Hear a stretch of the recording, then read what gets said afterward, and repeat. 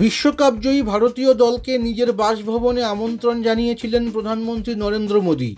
রোহিত শর্মা, বিরাট কোহলিরা বৃহস্পতিবার দেশে ফিরে সকালেই মোদীর বাসভবনে গিয়েছিলেন।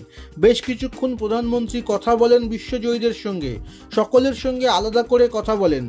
বিশ্বজয়ীদের সঙ্গে প্রধানমন্ত্রীর কথোপকথন 40 মিনিট 14 সেকেন্ডের ভিডিও শুক্রবার প্রকাশ করা হয়েছে প্রধানমন্ত্রীর দফতর থেকে। সেখানে মোদী বলেছেন, তোমাদের সবাইকে স্বাগত। তোমরা দেশকে উৎসাহ এবং উৎসবে ভরে দিয়েছো। দেশবাসীদের সব আশা অপেক্ষা তোমরা জিতে নিয়েছো। আমার পক্ষ থেকে তোমাদের অনেক অনেক অভিনন্দন।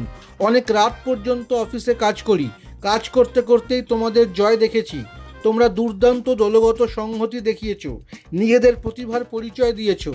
দেখছিলাম তোমাদের কত ধৈর্য, কোনো তাড়াহুড়ো ছিল না, আত্মবিশ্বাসে ভরপুর ছিল সকলে।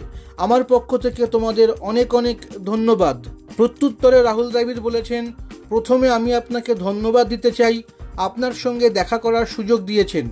গত নভেম্বরে আহমেদাবাদে যখন আমরা ম্যাচ হেরে গিয়েছিলাম, তখনও আপনি আমাদের কাছে এসেছিলেন। তখন আমাদের সময় ভালো ছিল না। খুব ভালো লাগছে আপনার কাছে আমরা আনন্দের সময়ও আসতে পেরেছি। আমি শুধু এটুকু বলবো, রোহিত আর ছেলেরা লড়াকু মানসিকতা দেখিয়েছে। হারার আগে না হারার মানসিকতা দেখিয়েছে অনেক ম্যাচে। ফাইনালেও একই রকম মানসিকতা ছিল ওদের। কৃতিত্বটা ছেলেদেরই, ওরা খুব পরিশ্রম করেছিল।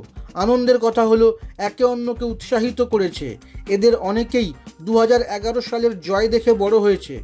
আমার মনে হয় দেশের অনেক ছেলে মেয়ে সেই জয় দেখে অনুপ্রাণিত হয়েছিল। এরাও তার বাইরে নয়। আপনাকে আবারও ধন্যবাদ, ছেলেদেরও অভিনন্দন।